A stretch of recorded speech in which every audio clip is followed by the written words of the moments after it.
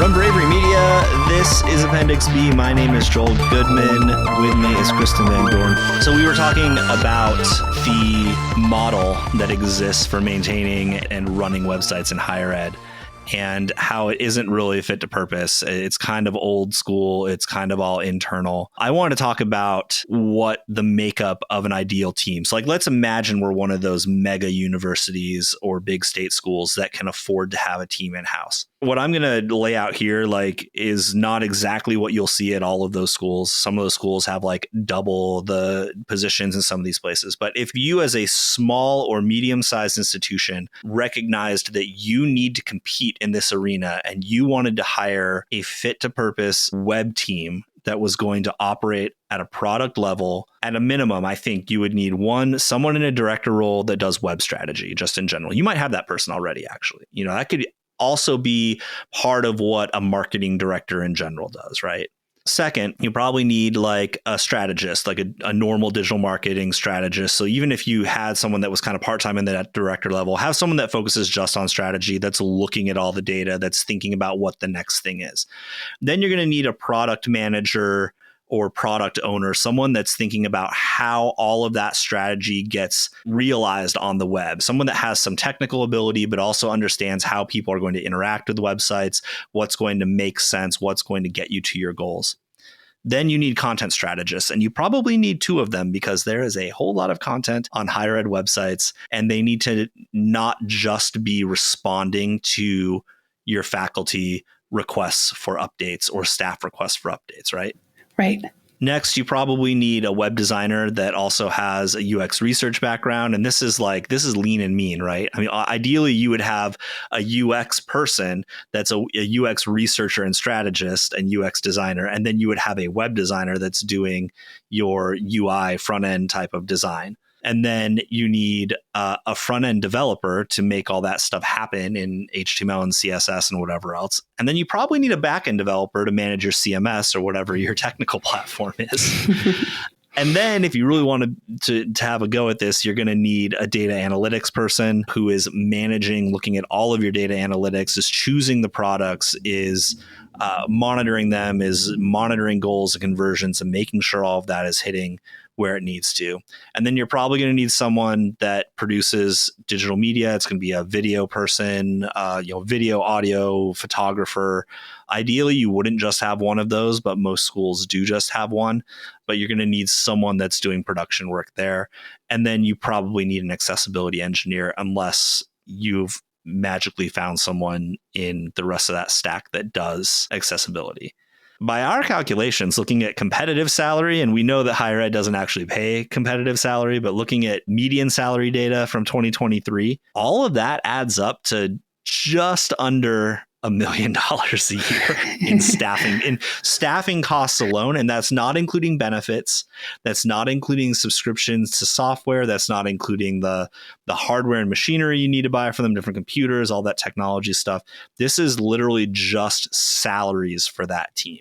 Yeah, salaries without fringe. And then you're also looking at products that you would, like you mentioned, subscriptions, but accessibility monitoring, UX tools and subscriptions, an SEO service, maybe a content governance service.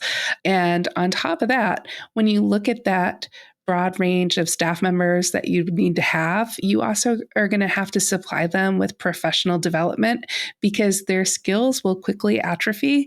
They will go out of date. You won't get the same effectiveness from them year 3 as you will year 1 if you don't help them maintain their skills. Ideally, we all want the magical unicorn that updates their own skill sets outside of work time just because they're passionate about their industry. Yeah.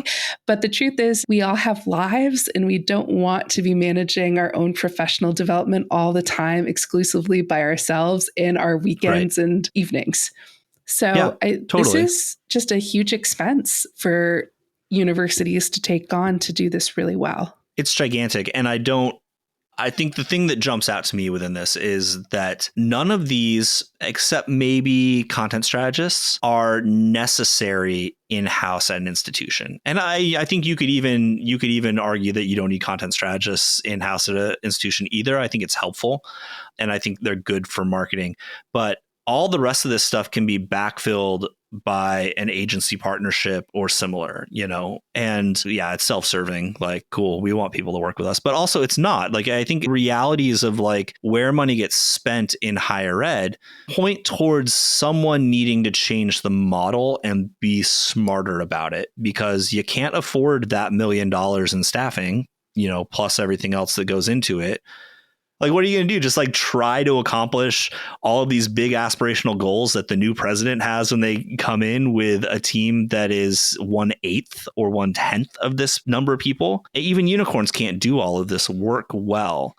And it means that there aren't many institutions in the US, especially, that are able to compete. And you can't even start to think in a product mentality because everyone's so underwater with the amount of work that's going on. Yeah. I mean, Joel, I know you've seen this on resumes. I have too, where people apply as a jack of all trades or a Jill of all trades. And I know that sounds attractive to hire that way, but remember that that comes from a phrase where the second half is master of none. Like, you're not going to get someone that is an equal expert in all of these different fields to be able to produce the kind of work you need to have in order to stay competitive. If you're putting all of your eggs into a handful of positions, and you're expecting maybe one person to do your production, your media production, and your Google Analytics, and your SEO monitoring, and your back-end development, or your front-end design, like, those things require different skill sets. They require different habits of mind. They require different training. They require different professional development, different communities of practice to maintain your skills. And just trying to shove it all into one person to do all of that work, you're going to burn them out. And they're going to leave. You're going to have this revolving door of hires to try to fill everything that you need, only to wear away at your institutional brand, your students, and your community trust in the brand that you have. Like, it's just not a strategy that's practical. It's not. And on top of that, the output's not going to be up to your standard, right? It's not going to be actually bringing in new students. You're not going to have that return on investment that you expect from having that person in-house, especially for institutions that have positions that are open right now. My recommendation is like reassess, like look at that position that's open that you haven't been able to fill for the last 4 or 5 months, or that you've had applicants for and they're just not really up to what you need them to be. Reassess and talk to your CFO and try to get that money back into your web budget so that you can work with someone that can start doing stuff now. Because I think that's the biggest difference, is that higher ed is willing to wait months and months and months and months and months, because we usually don't see the results of our poor decisions until 2 or 3 years down the line, right? And then we're seeing that right now with a demographic cliff coming up, with the FAFSA stuff. Like, we just delay and defer those consequences for years. And we're going to see the effects of this. We're already, like, the effects we're seeing now are due to the pandemic. Like, you can just go back and you can follow this. Get that money and put it to use now so that you are being strategic about what you're doing. And maybe you'll get to the point where you've got enough revenue coming in, you've grown enough that it makes sense to build that team in-house. But until you do, the money should be working for you, not sitting in a budget waiting for someone to fill a role and hoping that they're going to be good enough. And there's a lot of human resource cost to keeping a position open, to going through the process of developing a search, to interviewing. And we know that that process yields mixed results, because determining whether someone is a good fit based on a series of interviews hasn't proven to be effective. We know that from Harvard Business Review and multiple other sources, that interviews don't necessarily lead to the best hires, right? But I think there's a lot of creatives out there in the world that are getting frustrated or skeptical by the interview process that gives you homework assignments, where you're asked to do free work in order to demonstrate your value.